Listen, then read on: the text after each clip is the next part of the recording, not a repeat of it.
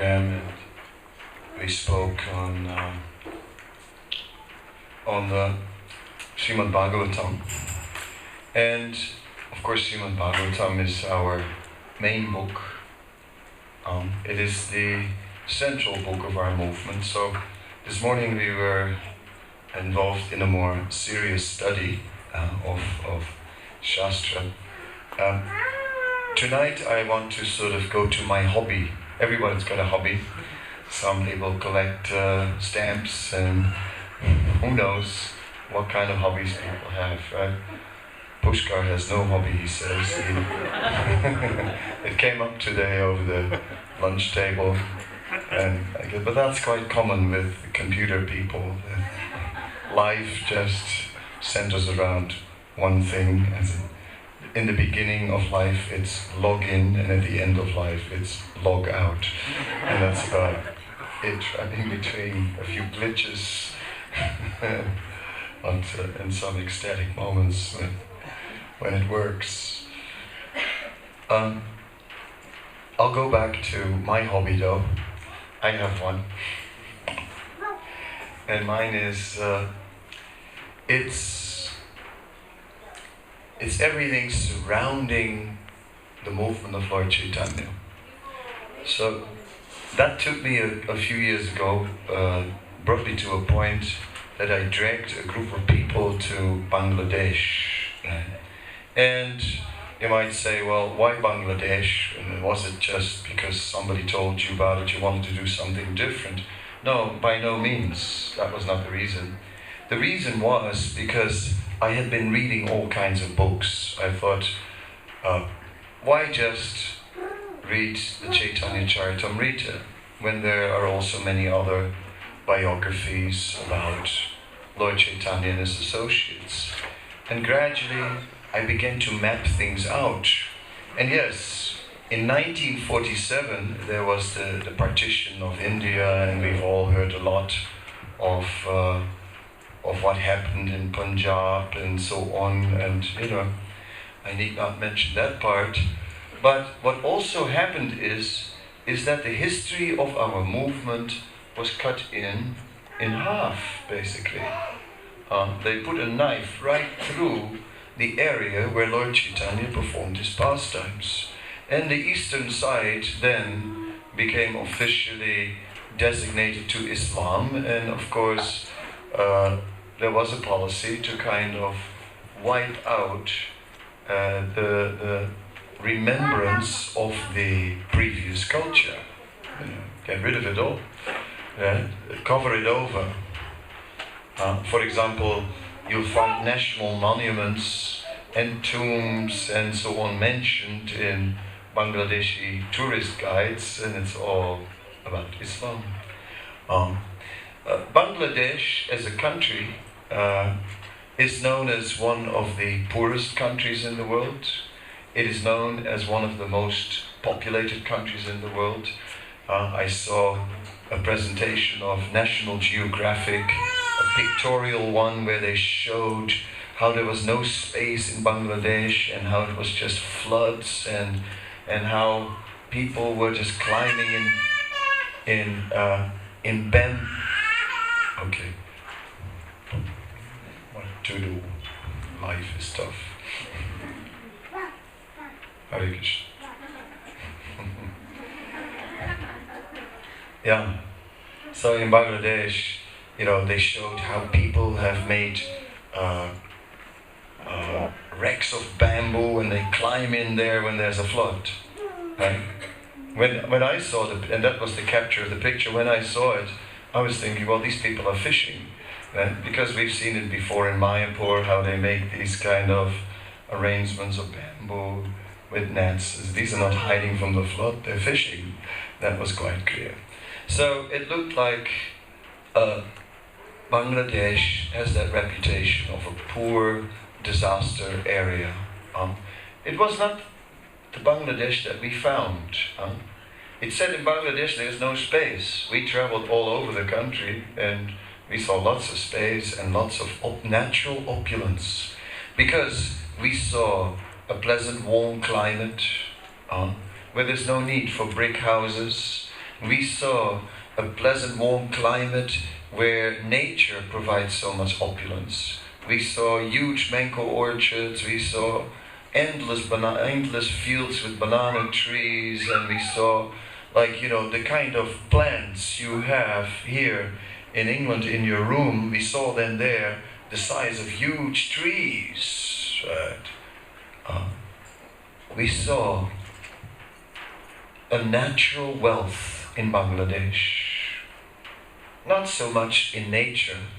We saw a still greater wealth when we went into that land, which we could understand a little bit because we, after all, have spent some time in Mayapur. So to us, it wasn't foreign in a way. It wasn't alien in a way.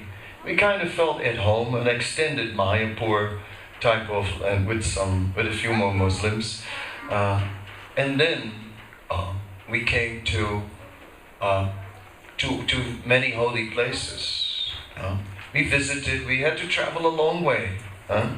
We had to travel over rivers, through rough roads in these Indian tempos, like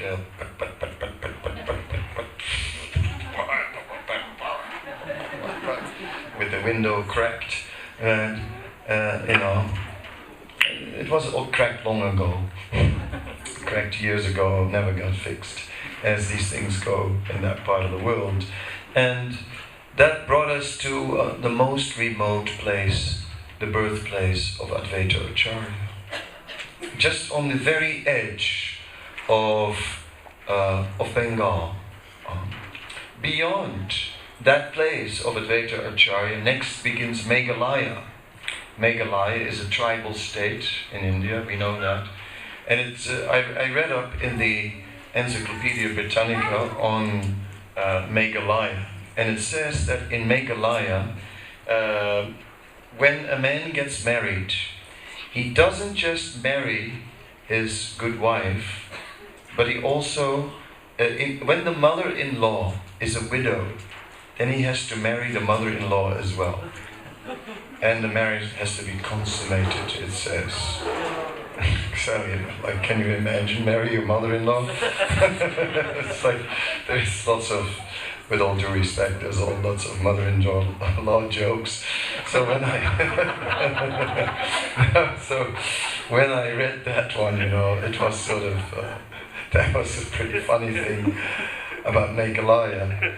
And one thing was for sure, whatever it is, it's not Vedic culture. That was quite clear. So it was like, so right there on the border of Meghalaya, basically on the other side of the river, it begins, right there on the border, Advaita Acharya appeared. How interesting, because isn't that same Advaita Acharya, isn't he Lord Mahavishnu, who appears right on the border, on the causal ocean, which is the river that separates the spiritual world from the material world.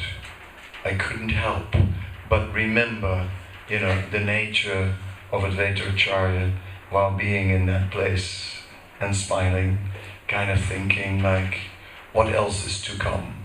So our adventure in Bangladesh certainly was manifold. I remember how when we boarded the plane, we saw that in the cockpit they had taped a newspaper on the window. Sort of, I don't know why, but sort of made you feel like, oh my God, is this thing gonna fly or what? And if it's gonna fly, how's it gonna land?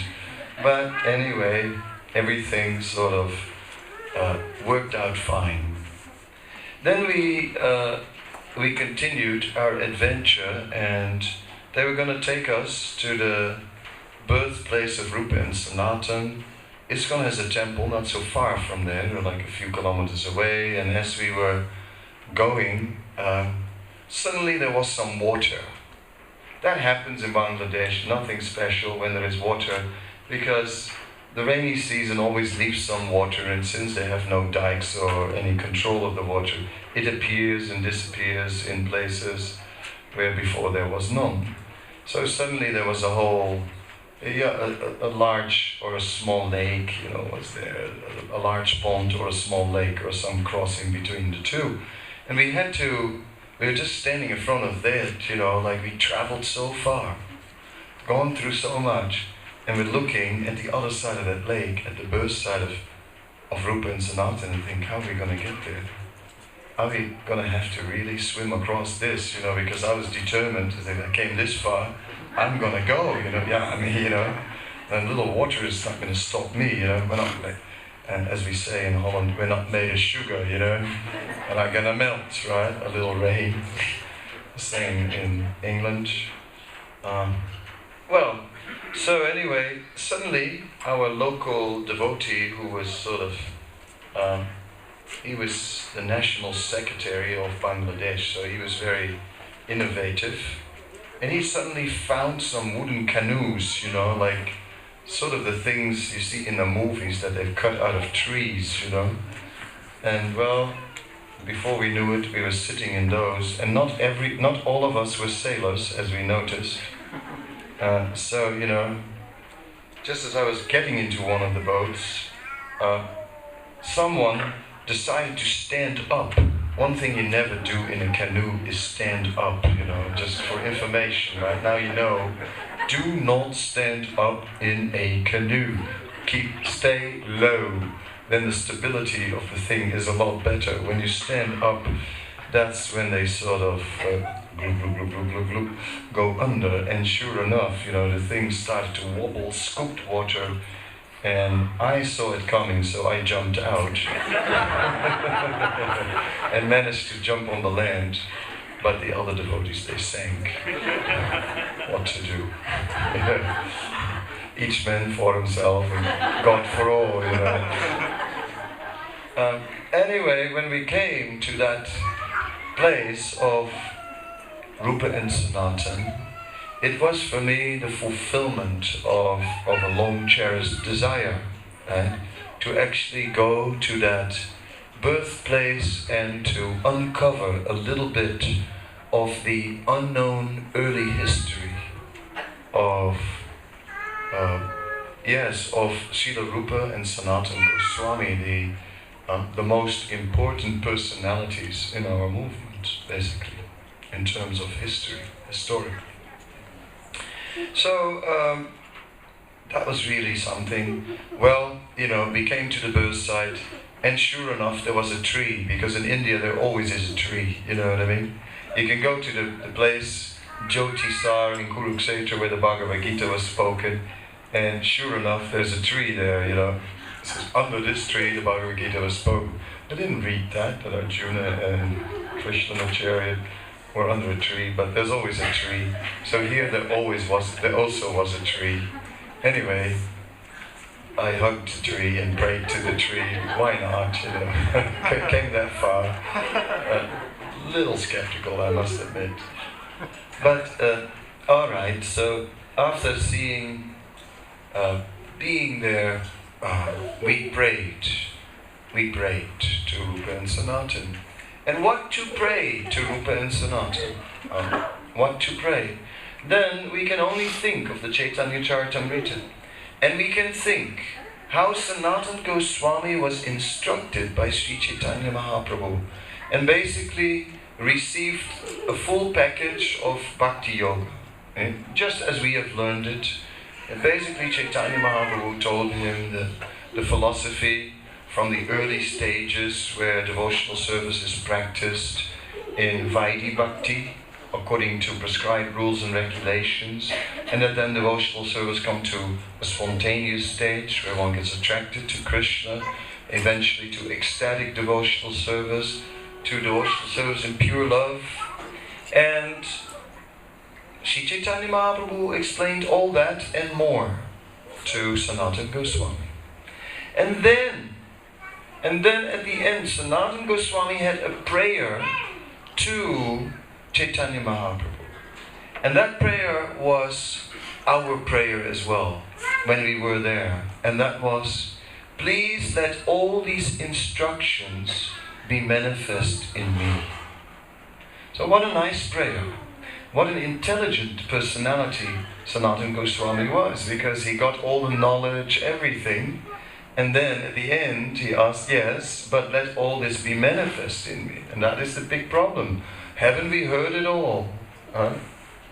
You know, I mean, I saw a man with a t-shirt, an old man, and the t-shirt said, heard it all, seen it all, done it all, but can't remember it all. So, you know, that is kind of our position in relation to the scripture. We heard it all, we have lived with it, but how much is it manifest in our heart? But Rupa and Sanatan were amazing devotees. When Rupa and Sanatan stayed in Vrindavan, everyone from Bengal was talking about them. In the Chaitanya Charitamrita is described how news was brought from Vrindavan to Bengal to just discuss about Rupa. What were they doing? So, oh, they sometimes forget to sleep. Really? Forget to sleep? How is it possible? Oh yes. No, they forget to eat. Forget to eat. And then what are they doing? They're just discussing about Krishna the whole night. It's chanting and talking about Krishna. And all the time, it's just amazing. And they cry. And sometimes they walk around and they're beaming with ecstasy. It's like, we've never seen anything like these brothers. In Bangladesh, we were at the place, in a village where Rupa and Sanatan resided. That village is now in the Fatehpur district of Jessore. Jessore is sort of on the western side of Bangladesh. And there in that Jessore area, there Rupa and Sanatan, along with brothers, resided. Jiva Goswami, who was a nephew, provides some family information in one of his books. And he describes how the family hailed from South India, Karnataka, a Brahmin family, a Saraswat Brahmin family, very respected Brahmin family, who were influential zamindars. They were holding land, and within the family there was a difference over who was going to, which branch was going to rule the land. And it became a very serious dispute, to the point where one brother basically had to leave. He had to go, or it wouldn't be good for him, so he left. And since he was, up to that point, a zamindar, there were many people under his protection. So he didn't leave alone. A whole group of dependents, various brahmanas and others who were being maintained by them, they all left. So, okay, the family moved around a little bit. They went initially to Kannauj, but since they were influential Brahmin family, they were invited into Bengal. They went to Bengal and eventually settled there in East Bengal in the Jessore district. The border of Bangladesh and India today is a branch of the Ganges. So there's a large river that is separating East and West Bengal. And somehow or other the life of Rupa and Sanatan takes place on both sides of the river. One is the place where they grew up in the village, where there were many, as I said, where they lived with a whole community of brahmanas. Some historians claim that it was a Vaishnav community. They claim, I haven't found much argument to substantiate the claim, but some historians claim that the South Indian Brahmana community was actually a Vaishnava community, and that there was a whole traditional Vaishnava community. It made sense because Rupa and Sanatan were such devotees, even before meeting Chaitanya Mahaprabhu. And it was that that particularly interested me. I particularly went there, to that place, the birthplace of Rupa and Sanatan, to check out the early life of Rupa and Sanatan and how come they were such devotees. Well, after visiting the birthplace, on the other side of the river, there is Ramakeli. The whole group didn't go, but some of us went. And there in Ramakeli is it is next to the capital of the kings of Bengal. Hare Krishna.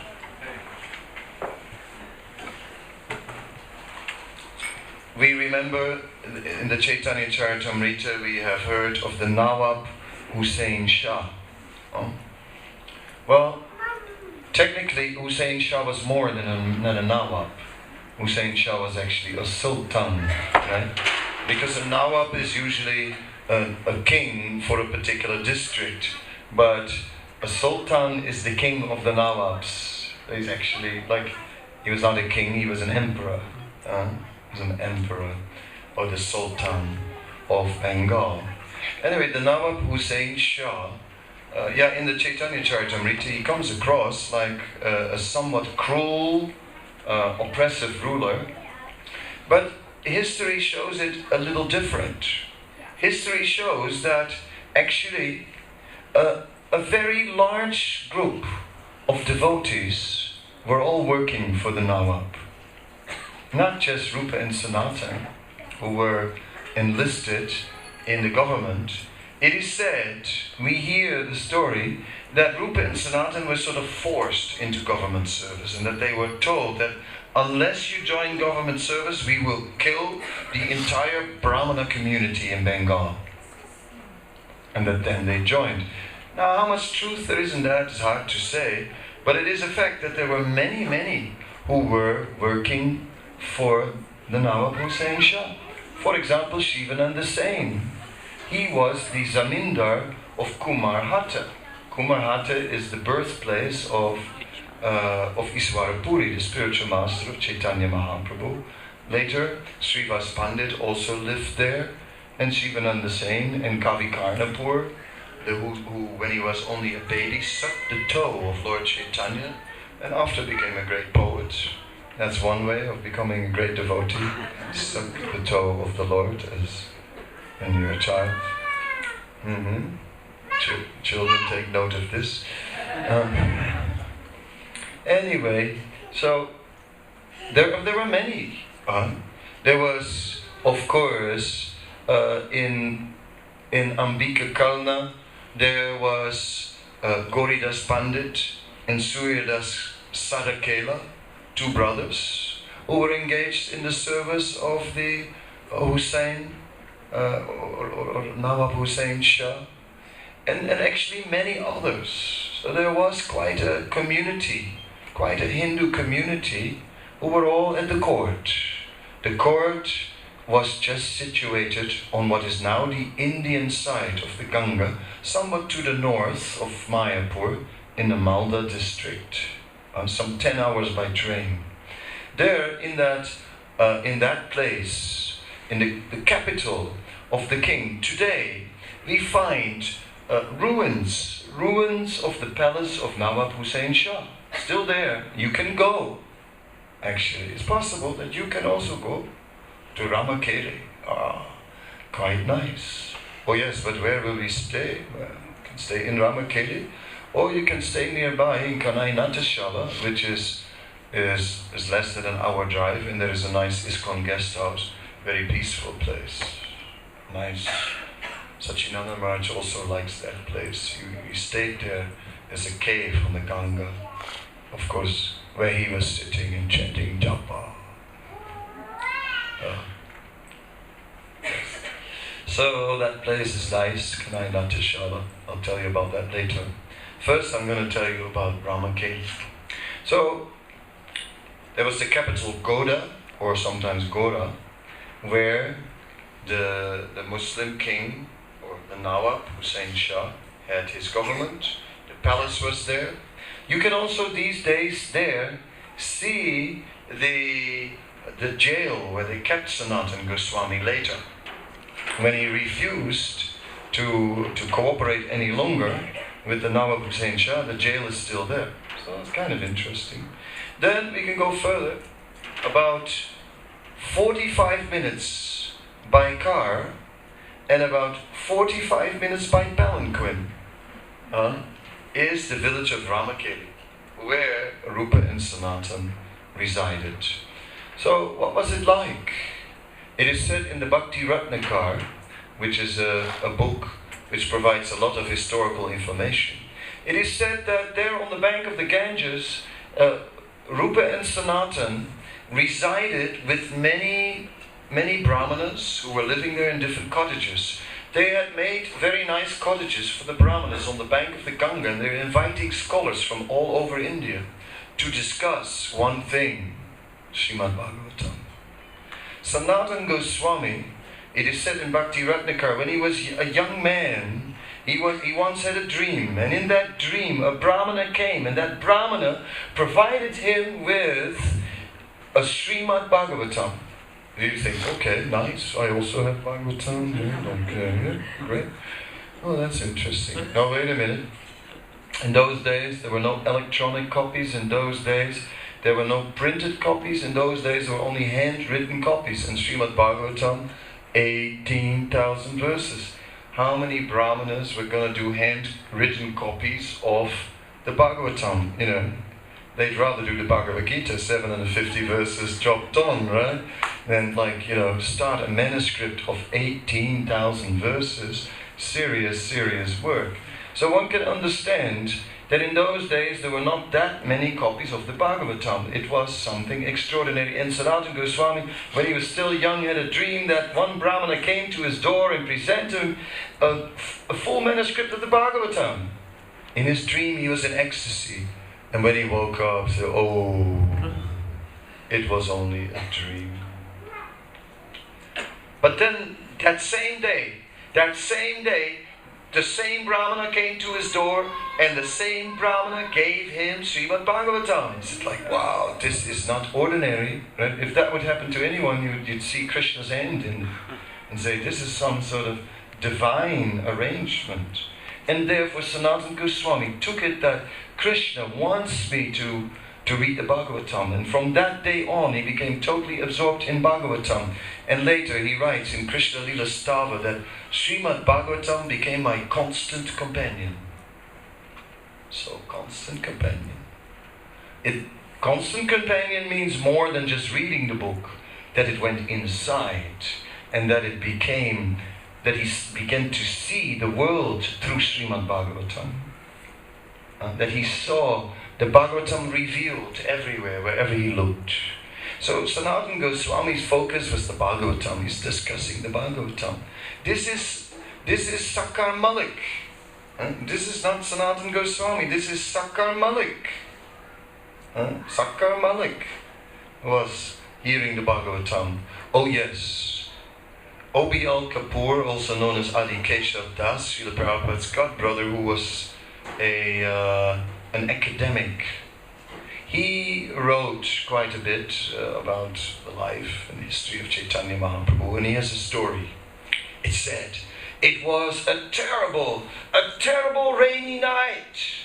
Wind, storm, rain coming down. And when it comes down in Bengal, it really comes down. It can rain horizontal, if you know what I mean. It was one of those days when even the owls would not come out of the trees, right? It was just something. And then there he was. Someone was being carried in that night, in that horrible weather, in a palanquin by some Muslim servants down the road. The story goes that there was a barber and his wife standing on the veranda of their house, while the rain poured down around them, looking at it all. And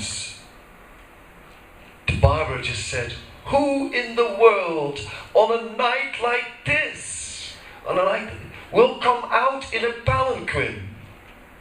And his wife, his sweet wife, said, "Who else but a dog of the king?" Okay. Ladies are known to have a tongue at times. Well, so it is said that is supposed to have touched Rupa and brought him, who was inside the palanquin, dressed in royal Muslim dress, and that made a change in Rupa Goswami. How much truth there is in that story is difficult to say. Whether there really was a barber, I don't know. Whether there really was that wife of the barber, I don't know, right? But one thing I do know, that there certainly was a Rupa Goswami in a palanquin, dressed in Muslim royal dress, being carried up and down between Ramakeli and Goda, the capital of Navapu Shah. And that they virtually lived like Muslims at the Muslim court. But in Ramakeli, things were distinctly different. It is described that Rupa and Sanatan, when they were living in Ramakeli, they had installed deities of Madan Mohan. Madan Mohan? Wasn't it that later on in Mathura, when Sanatana Goswami stayed there, that somehow or other, by some mystical arrangement, Madan Mohan came, and that Sanatana Goswami became involved with Madan Mohan? Yes, it is true, that story is there. But it is a fact that there in Ramakeli, already they were worshipping Madan Mohan. Not only that, they had dug out various kunds, right? Now, to dig out a pukur, as you call it in Bengal, right, a kund, it takes time, right? And really, you do that only in the winter, when the water table is low, and then you start digging, because otherwise the underground rivers just pour out of the ground. I have experience with that. I dug some actually pukurs in my construction days, and it's no joke. You do that in the dry season, and it takes time, even in. Anyway, so they had pukurs or kunds, and one was Shamakund, another one was Radhakund. Shamakunda, Radhakunda, they already had. And they had a Lalita Kund and a Vishaka Kund. And all this before Chaitanya Mahaprabhu came to Ramakeli. All this before.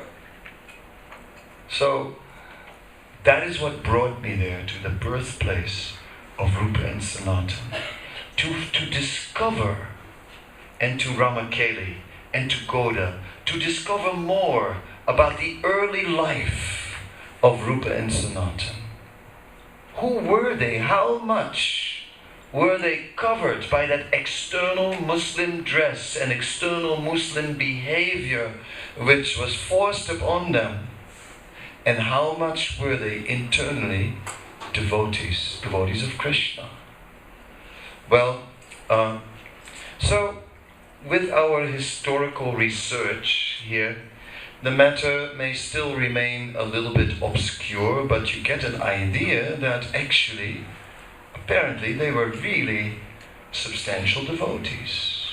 And it seems they came from Vaishnava background, and so it was logical. But they seemed to be quite deep, and they were reading the Bhagavatam, and they were very knowledgeable, and they were in the association of great scholars, and they already had quite a focus on Vrindavan, because they had Madan Mohan and they had Radhakund and Shamakund, even before Chaitanya Mahaprabhu went to Vrindavan and discovered Radhakund. Yeah, because only after coming to Rupa Sanatan in Ramakeli a few years later did Chaitanya Mahaprabhu go to Vrindavan, and then he discovered their Radhakund. So even before Mahaprabhu discovered Radhakund, they already had a Radhakund. Of course, Radhakund is eternal, and the scriptures are eternally glorifying Radhakund. But which scriptures? these are very confidential Vaishnava scriptures that glorify Radha Kund. So, how much of the question is raised, how much of the eternal nature of Rupa and Sanatan actually came through and manifested in them even before they met Chaitanya Mahaprabhu? Now, from everything I have explained, all that hints something. Right? It hints that there certainly was deep Krishna consciousness. But then there is one thing that reinforces this even more. Right? It reinforces this even more.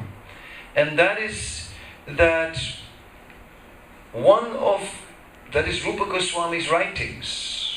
And one of his earliest works is known to be the Sri Hansa Dutta. Hansa Dutta, Hansa means swan, and Dutta means messenger. So basically the book is in a particular type of poetry, the messenger type of poetry, which was quite prevalent. Many had done it. There was the famous poet Kalidas, who had already written one called the Megha Dutta, where a cloud was chosen to be the messenger to Krishna. Another book of a less known writer is known as the Manasa Dutta. The Manasa Dutta, or the mind, where the author is choosing his mind as the messenger.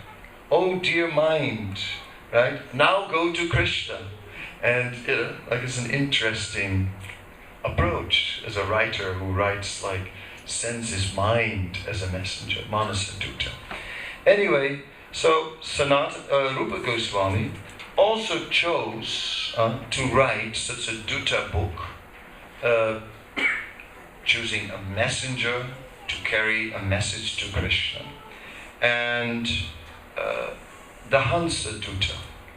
So the Hansa Dutta is the swan messenger. So the interesting thing about this Hansa Dutta book is that at the end of the book,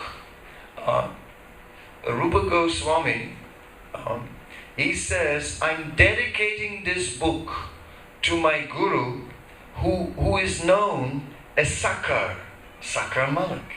He doesn't say who's known as Sanatan Goswami. He names him by the name Sakar Malik. So this is taken as evidence that this Hansa Dutta was written before they met Chaitanya Mahaprabhu. And when they met Chaitanya Mahaprabhu, Rupa Goswami, they received instruction to go to Vrindavan. And Rupa Goswami shortly after went that direction, went to Vrindavan.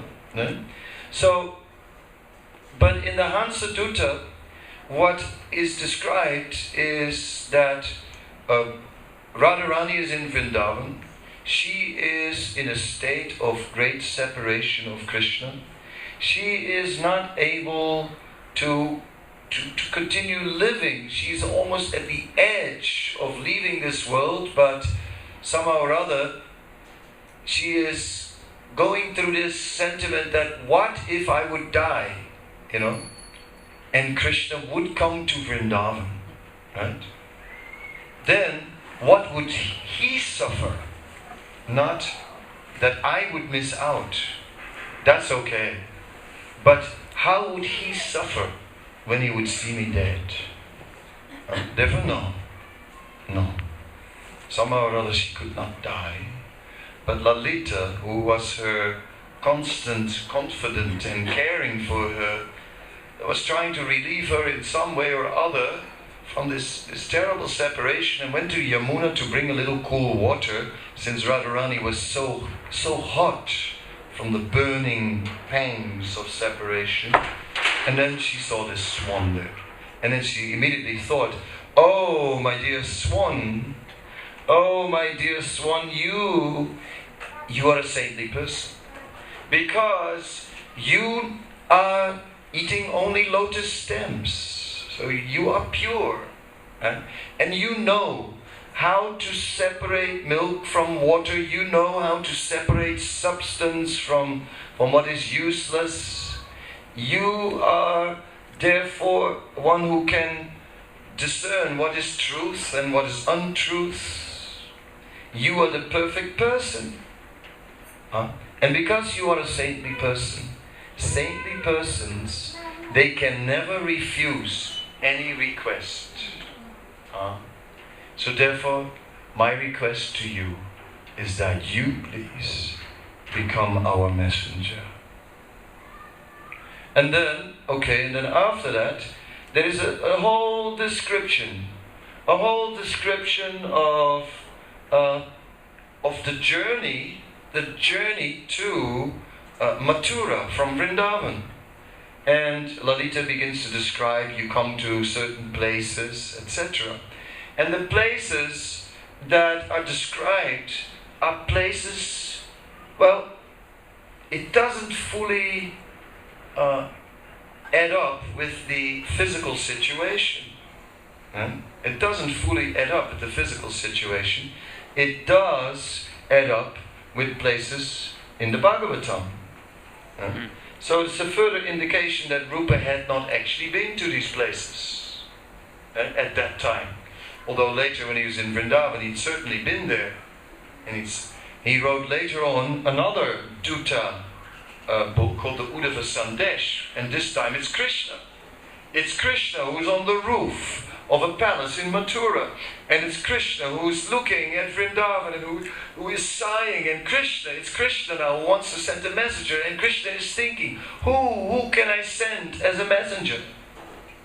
And he carefully thinks, not just any messenger, like Lalita takes the first messengers he sees. But Krishna the opposite. Krishna very carefully chooses the messenger. And he thinks it has to be Uddhava. Because Uddhava is my friend, he understands my mind, so he can represent me. Then Uddhava is the disciple of Brihaspati, he's very learned, therefore he can console the residents of Vrindavan with philosophy. And Uddhava furthermore, he is very diplomatic.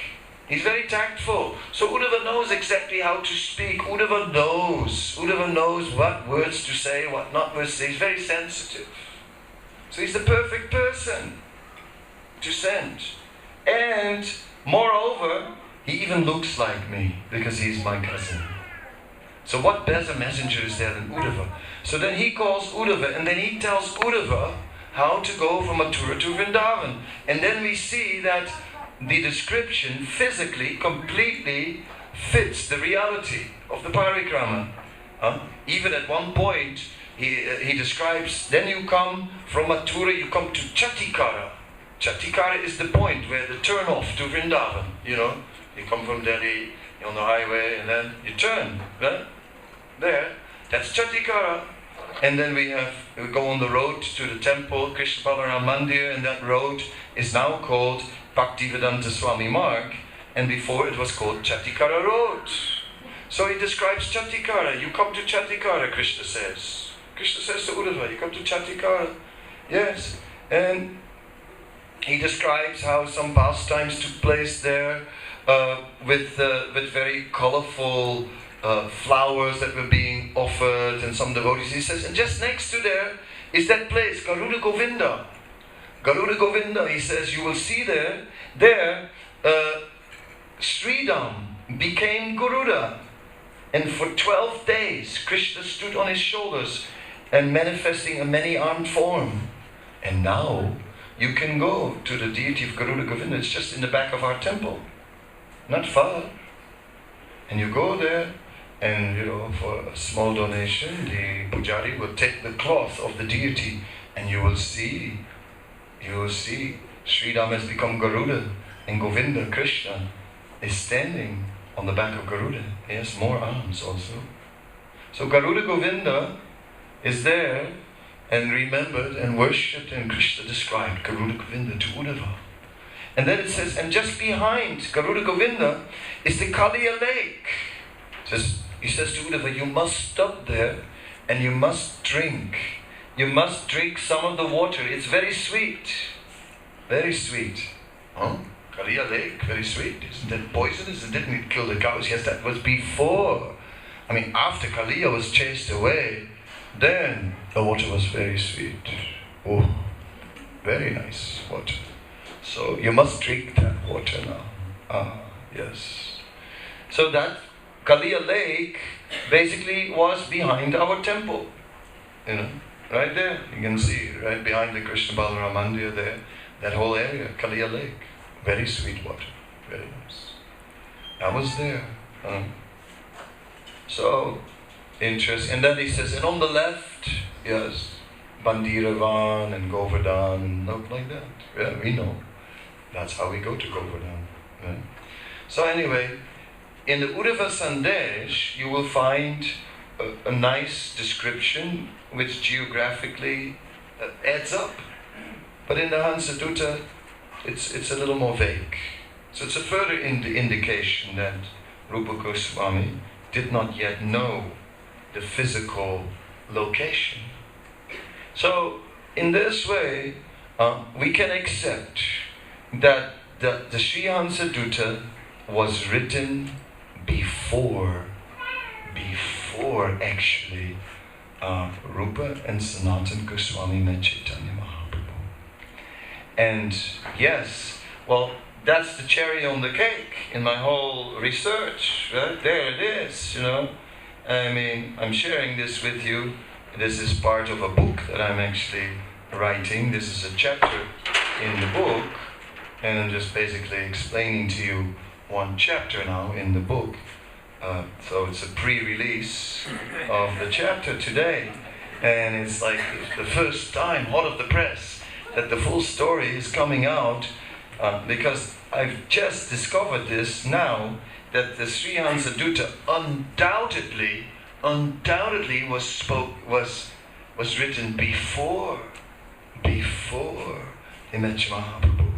And that, if you read this Hansadutta, then you see how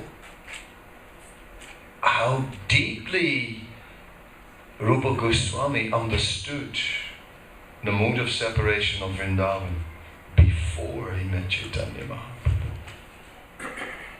So that is very amazing, how that eternal, internal nature was actually manifesting in Rupa and Sanatana.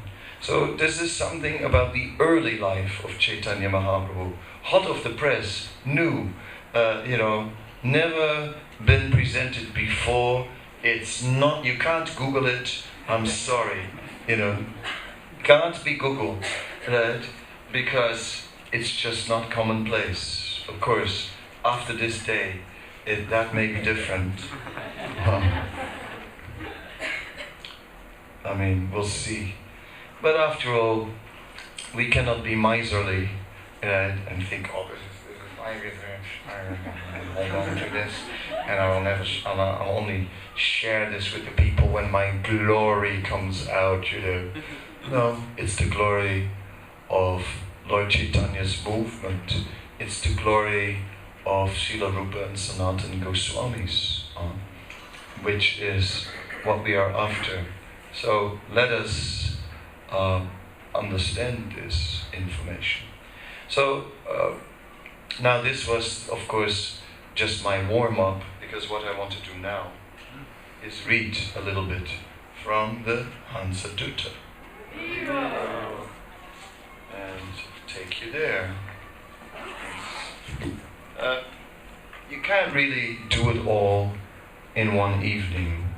Actually, because about 140 verses, and I'm not going to read 140 verses tonight, because if you would take 1 minute to read one verse, then it's 140 minutes. And if I would give some comments, then it would be 200 minutes, which would be 3 hours and 20 minutes from now, which would take us at 5 minutes before midnight. So since it's not Janmashtami yet, we will not go to midnight tonight. We're warming up to it. So it's only a little taste that I'm going to give you. Please bear with me, we're still in the Bhagavatam verse from this morning. Oops, a little computering. Where are we? No. Oops. That's me. Whenever I do something on the computer, I always have to first touch the wrong buttons before I get the right ones. PDFs. There we go. Now I don't want to call on faith. Go away. Now I'm looking for the Srihan's Dutta. I think it's those.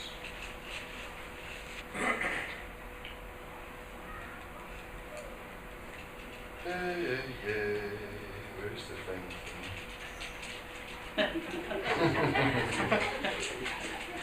Excuse me, mate.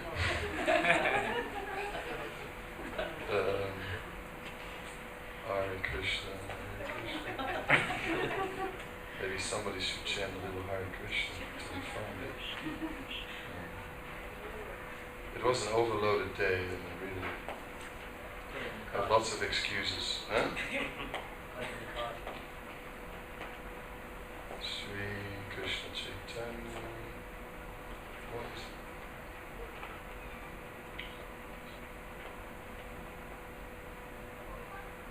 Oh, that's the trick, I see. Instead of putting it under the S of Srihan Sadhuta, they write Rupa Goswami Srihan Sadhuta, so it's under the R. God, no. It's like the way people name files, you know. I mean, really, you know. This is, I won't say where I got the file, I won't blame them. But here we go.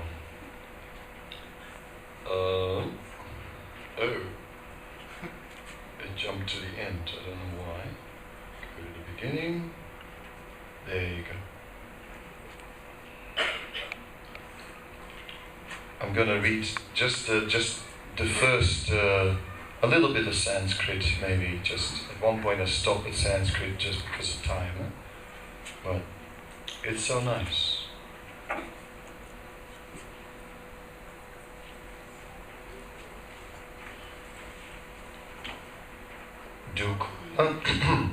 Dukulam bibrana dalita haritala jutibaram jaya pushpa seni ruchi rapadam buchatalaha tamara shamango darahasita dilanchita muka parananda bogas puraturide me kupi purusha. May a certain blissful person in splendid yellow silk garments, the sole of his lotus feet glorious as a host of red roses, his form dark as a tamal tree, and his mouth playfully curved in a gentle smile, appear in my heart. A certain blissful person. Now, I really like it that Krishna is described like a blissful person. Because how often do we think of Krishna as a blissful person? You know? We think of Krishna as a blissful person. And he's a blissful person, then automatically he brings joy, you know, he's a blissful person. He's very blissful. So this is a wonderful way to describe Krishna as a blissful person. Just see. A little bigger font, otherwise can't read it.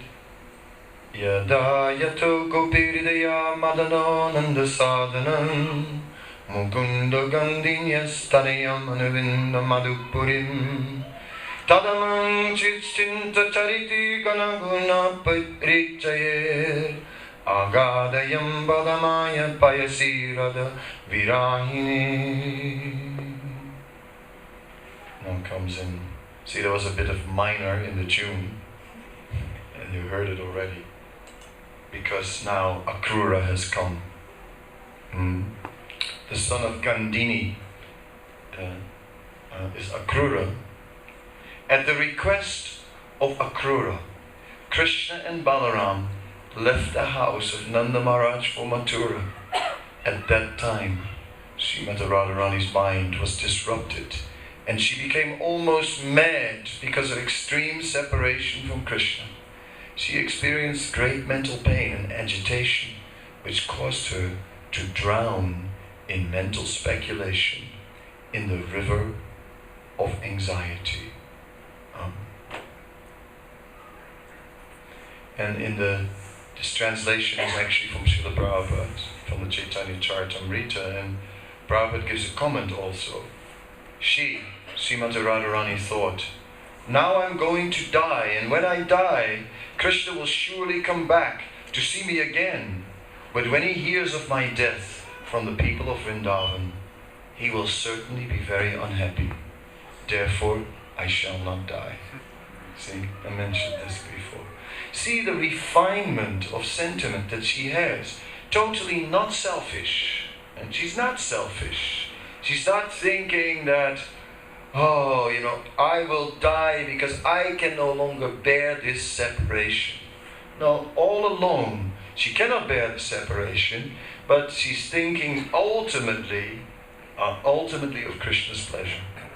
It's all about Krishna's pleasure. So it's very, very deep, actually. Very, very deep. Okay, we're just sampling a little bit today out of 140 verses. That was number 2. And it wasn't 1 minute. It was 2 minutes. It was like 8 minutes that went by instead of 2. That means 4 times long. So that means 560 minutes. That is the same as 9 hours and 20 minutes, which would take us till 6 in the morning. And unfortunately, I have to leave at 5:30, so that's not going to work. I'm really sorry about that.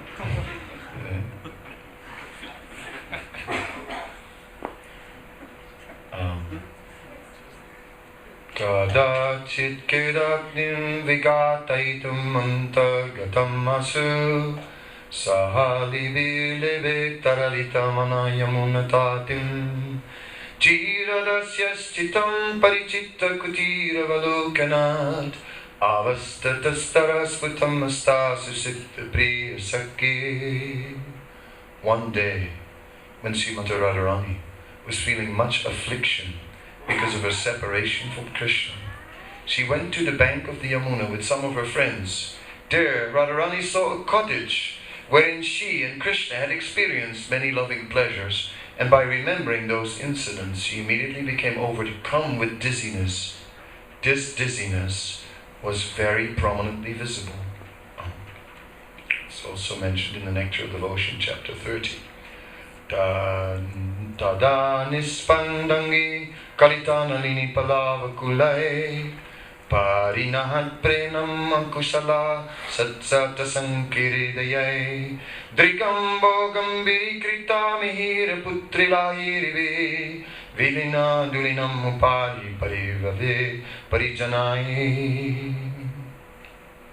Fallen in the dust and her limbs motionless, she was surrounded by friends holding lotuses, their hearts, out of love, filled with hundreds of fears, and their tears flooding the Yamuna waves. Usually it's the other way around, like usually the Yamuna is flooding the land, but this time the tears were flooding the Yamuna. So it was quite an overwhelming experience of separation.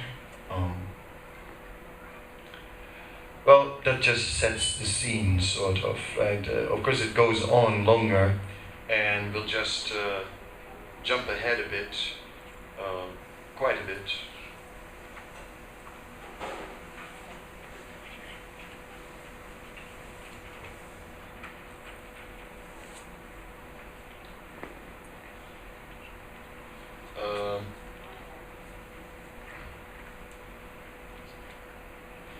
Well, there are many things described. I mentioned to you the swan was a saintly person and could not refuse the request.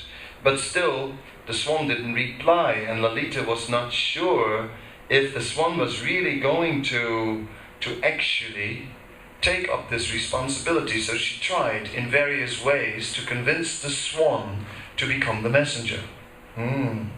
So the swan had to sort of surrender. And the swan had to become the messenger of Krishna, of Krishna's devotee, and fully take up this course. So there is a lot in the book, like there is that whole side of the swan, and the swan representing the aspiring devotee, the devotee who can become a pure devotee and a pure representative, if that devotee actually becomes the pure messenger. Okay, of course, we are not living in the romantic world of Vrindavan. We're living in Leicester, and where you sort of are reminded by the morning fog or the morning drizzle, right? That it's another day to go to work, but in the middle of that, we have Srila Prabhupada and his representatives, and we are meant to be the messengers, the dutas, the messengers who are carrying the instruction of Prabhupada, and not only in word, but also in who we are and who we become, and that we must be the embodiment. How else can we be a messenger? Messenger has to be carefully chosen, and a true messenger for such an important mission to bring transcendental knowledge must be a messenger that is a true representative. So that was the swan. So then for the swan, the route was described. And at one point, Lalita says that as you are passing on along the Yamuna, you will come upon a certain place where Radha and Krishna performed many pastimes. And when you come to this place, you should not stop. You should not stop and loiter there for a moment, because you will become too ecstatic and you will not carry on with your duty. But then she said, no, but I cannot deny you that. No, all right, stop for a while, but don't stay there. Just see, Lalita is merciful. Lalita is not just thinking of herself ultimately, although the urgency of her mission and of her message is very great, without a doubt. It's totally urgent. This message must go to Krishna now. It cannot wait at all. But at the same time, she cannot just think of her own needs. She also doesn't think of the need of the swan. And how can she deny the swan to actually get that experience in that sacred place? Therefore, all right, stop for a while, but do not stay there. Carry on with your mission, with your duty. So one can look at the book from many aspects, the position of Lalita, the position of the swan, the position of Radharani. And of course, if we would take time and take 1 week, we would do that. We would one day look at the swan, we would another day look at Lalita. But then if you want all that, then you'll have to follow me tomorrow to Germany, where we will attempt to do this in the coming Janmashtami period. But since most of you are already have your own duties, right? Since you are already have taken responsibilities to be actors in the manor, or to clean the field, or to do other things, right, to make the event happen, or just will stay here in Leicester and celebrate Sri Krishna Janmashtami here. Therefore, you may not be able to get everything now.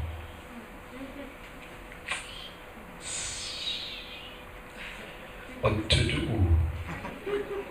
But they say that when you serve, of course I don't know, but I have heard that when you serve a meal Gujarati style, that you have to start with sweets. Is it true? It is true. You first have to give some sweets, and then you serve the rest. That's Gujarati. Everywhere else the sweet comes at the end, but traditional Gujarati style, start with the sweets. Is it true? Maybe not. It is. Okay, yeah. Well, therefore, that's what I decided to do today. I just give you the sweets. The rest of the preps you might miss out on, but at least you got the sweets. Some.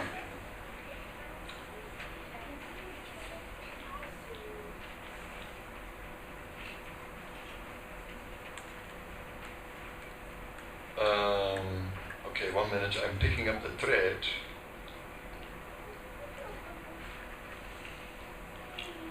So now, there's a whole discussion. A good part of the book is describing how Lalita is trying to convince the swan to take the message, and describing to the swan what will happen on the way and what experience will be there. Then the next thing Lalita does, and now I've gone to the middle of that in the section that I will take up now, is the actual message is being given to the swan, what the swan is supposed to say to Krishna. So I'll just, oh God, I was just so careful. These touch screens, I touched it. Oh dear.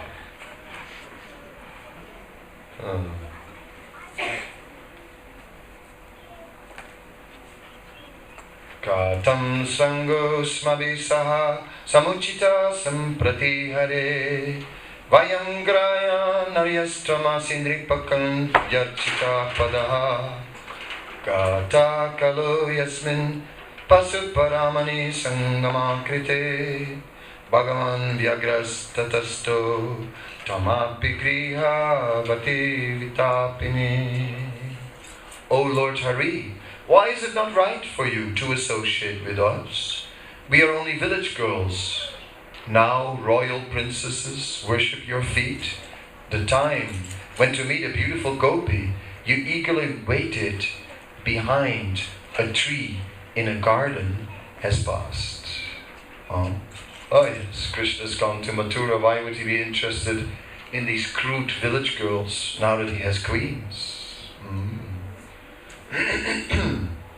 Vayam chakta swamin yadiha tavakim dusanam idam nisarga shamanam mayam atitaram duspariharaha koho kante randavadisaha nivasat parchita Visijante sajakalita navapakshir bali bujaha. Lord, how are you at fault to leave us as soon as their young wings are able? Cuckoos leave the crows they have lived with since they were eggs. It's natural for the cuckoos to leave. At one point, Lalita says, we don't blame you. We don't blame you at all, for leaving. After all, it is well known that people with a darkish complexion have difficulty to control the cheating propensity. Can I say? What a verse, it's like, okay, to be a little careful with a verse like that, but it's there. What can I say? It's there.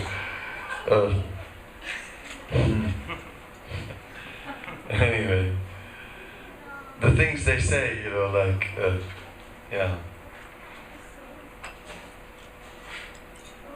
Ayam purvo rangukila virachito yasya tarasa rasat akyatavyam parikala yatanatakam vidam maya pristavyo shiprataham iti vrindavana pate Kim ahora deti smarasi kripanam varna yugalam. The preface has been quickly done. Now please hear the drama itself, O Lord of Vrindavan. I will ask a question.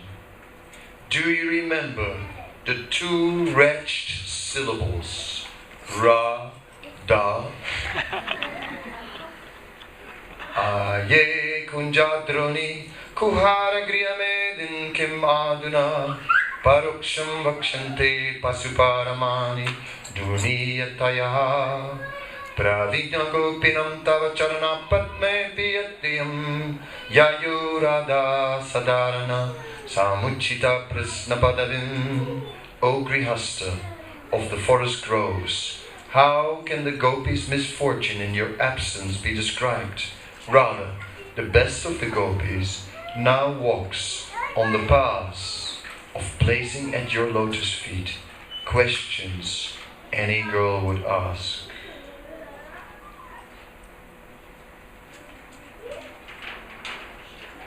Yeah, let's see. We'll jump a little again.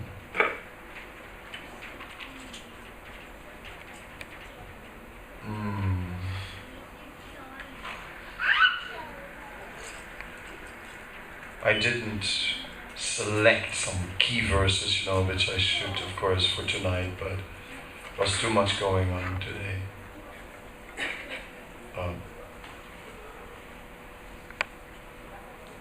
Anyway, Radharani is in her broken-hearted state, and Lalita is trying to make Krishna feel it, right? Not just feel it, but she's trying to give many examples so that Krishna himself, that she pierces the heart, right? And she's very careful that she's aiming to pierce the heart. Rupa Goswami writes, what's the use of the poet's of the poet's words when it's not just like a hunter's arrow, piercing the heart and making the head spin. So that's what she's trying to do. She's trying to pierce the heart and making the head spin. Okay. Let's try one more. I've jumped some verses and just pick up one. Vijani se bhavam pasuparaminam yadumane na jani makasmattarapi bhattabayam rachayasi samantat ajatmam yat iha pavana vyadiralapat balatasyastena vyasanakulam eva dvigunitam. Jewel of the Yadus, you know the gopis love you. We don't know why you try to trick us. Uddhava told us the super soul is everywhere, but his words only doubled Radha's suffering. Yeah. That didn't help at all.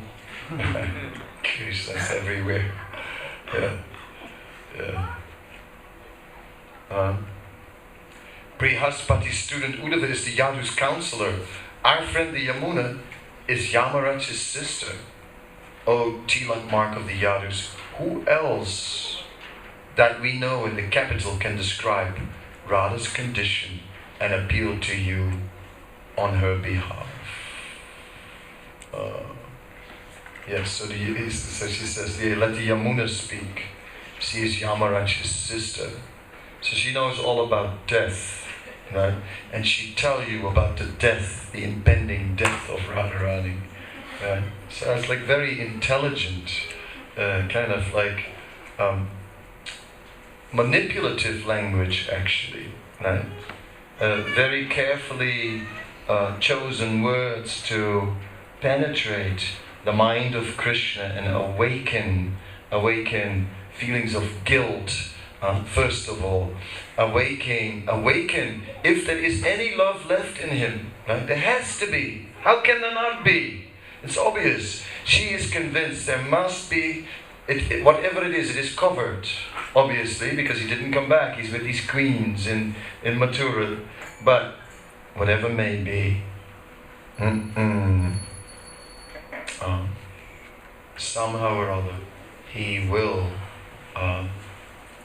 that love that was there before, it cannot have disappeared. And she's doing anything to awaken it. Alright, so that is going on. Now I'm going towards the end.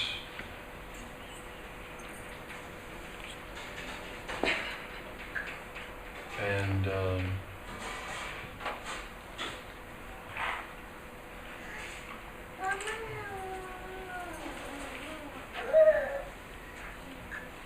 yeah, here is something that you might find a little interesting, that Radharani's complaint, even without being part of a dream, he comes before my eyes. Friend, don't doubt, thinking my mind is bewildered. Your friend came to the forest by Govardhan Hill and passionately showed me his skill in amorous pastimes. I passionately fled deep into the forest. Afraid, I doubled my steps, my tinkling anglets revealed my path, eager to embrace me in his eyes, restless with joy. Passionate Krishna did not know the flute had fallen from his lotus hand. Unable to flee, I covered myself with a new cape of vines, smiling with many flowers. I wept, he laughed, oh friend, your friend tried to kiss my bowed face with his glistening bimba fruit lips.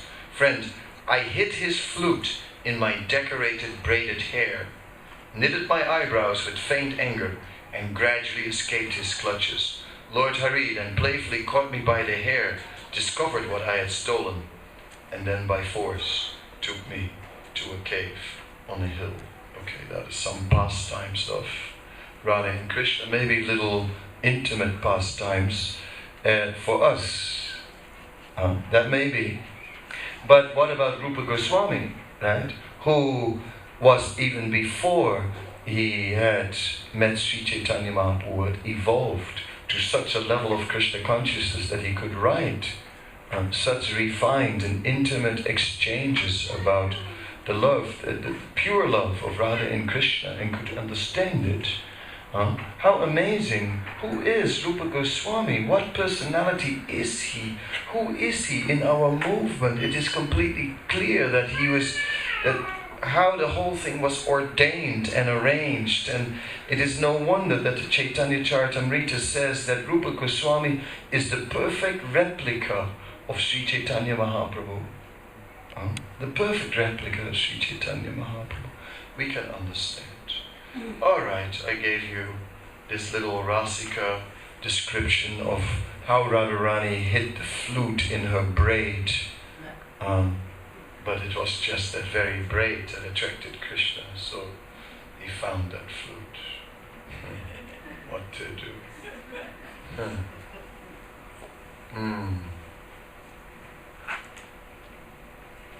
Okay, now I've gone too far. Here it's coming.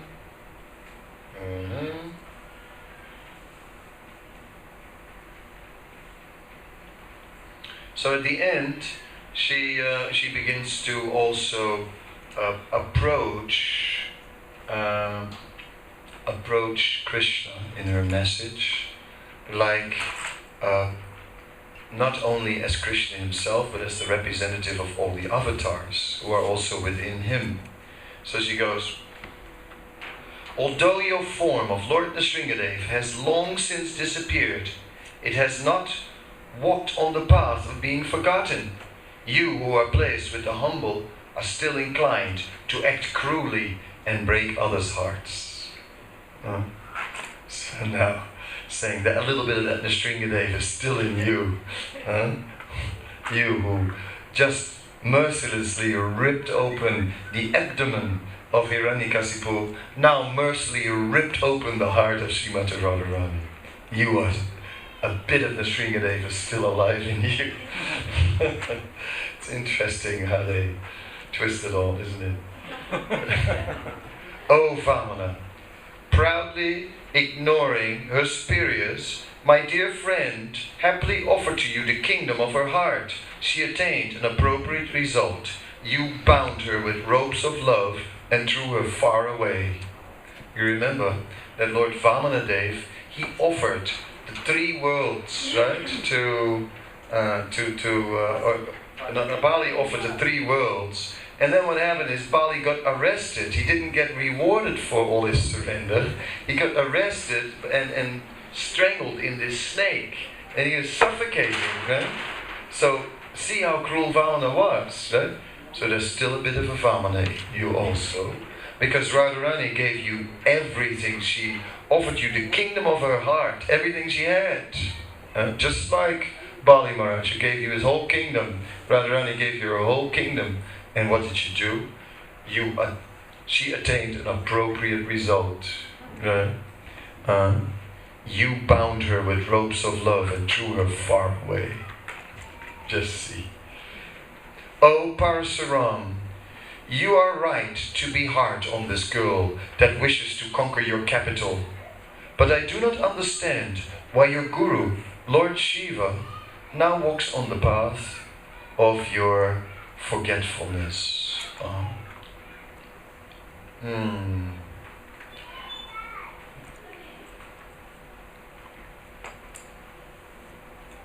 Yeah, that one I didn't fully get. Maybe the translation is a little ambiguous. Oh, Tilak mark of the Raghus, now that you've left, the cows are tortured by Dusasan's friends. Govardhan Hill is haunted by the demon Kara. The land is conquered by Virada, and the demon Maricha again and again dances everywhere. We remember that, the demons had taken over certain areas of land. We remember in the Ramayana this particular tract of land that had become desolate and horrible because demons were there. So in the same way, Vrindavan has now become such a place after Krishna left, like a haunted land. O Tilak mark of the Raghus, now that you've left, the cows are tortured by many sufferings. Govardhan Hill is withered and dried. Soon Radha will depart, and death again and again dances everywhere. Doom, doom, doom. O Balaram, O holder of the plough, why do you not come to Vrindavan and show us the autumn cloud glory of your form, and happily throw the demons far away? O playful one, we have not offended you. Even though she does not love anyone, she always hates Kamadev. She forcibly rejects all material desires. She's always wrapped in meditation, and she's filled with spiritual bliss. O all-knowing Buddha, O merciful heart, you still are not kind to her.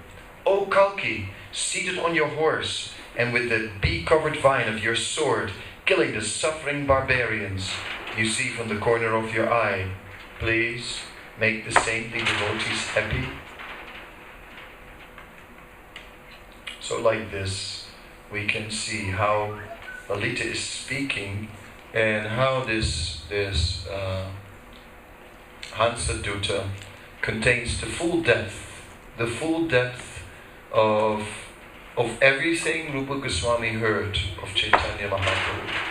How it attains the full depth of everything he described in his later books, such as the Bhakti Rasamrita Sindhu, such as other works, and then we understand how deeply Rupa Goswami was absorbed in the eternal pastimes of Krishna, and how much he was a resident of the spiritual world. Although he was here on this planet, externally, dressed as a Muslim, going to work every day at his job, right? And at his job, he could not dress like a devotee. At his job, he could not behave like a devotee, right? It was typical one of those jobs where he had to just externally adjust, but just see his internal life. See what a role model Rupa Goswami is for us, who are also maybe going to jobs where we cannot actually reveal our devotee identity. And yet, see how much Rupa Goswami actually is deeply absorbed in Krishna consciousness.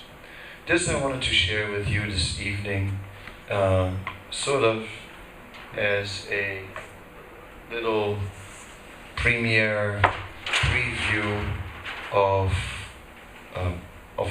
the book that I'm working on, of one of the books I'm working on, and which really tells us something amazing about Srila Rupa Goswami. And let us then take the words of Sanatana Goswami and let us just pray to Srila Rupa Goswami that all this Krishna consciousness that we have been hearing may be manifest within us. And if with that prayer we end, then I think our evening can maybe be a success, where it's not just a nice lecture for your entertainment and another Swami came to town and lo and behold, what wonders did he do this time, this Swami flew on a motorbike through a burning ring and just landed straight on the Vyasasana and started quoting Sanskrit slokas backwards, and I tell you, no, nothing like that, but actually where our discussions can help us to deepen our resolve to become pure messengers of Krishna. That's what we're doing, really. Yeah. Okay, maybe someone has a question. Maharaj, it seems Rupa Goswami, even before meeting Mahaprabhu, was relishing but also sharing a high level of Krishna consciousness. So, it could be argued, what did Mahaprabhu add?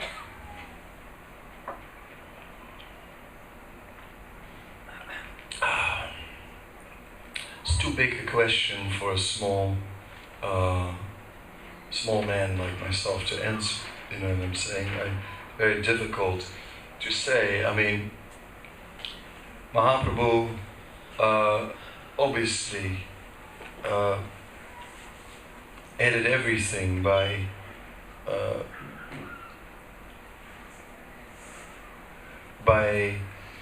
personally being present before Rupa Goswami and sharing his deep and ecstatic love. And Rupa Goswami had the opportunity to witness that, and one can just imagine what that awoke in Rupa Goswami's heart. So to what extent Mahaprabhu set him down in a classroom and actually taught him the ABC of Krishna consciousness, and then put him through the Bhakti program, and then gave him first initiation, and when he matured, second, and then gradually brought him to, a level of maturity. Maybe that's not what Mahaprabhu did with Rupa Goswami. Maybe they met on a higher internal level immediately, and maybe obviously that meeting, right, reinforced whatever devotion was there a million times in the heart of Rupa Goswami, and it just poured out. So there's no doubt that Rupa Goswami was fully the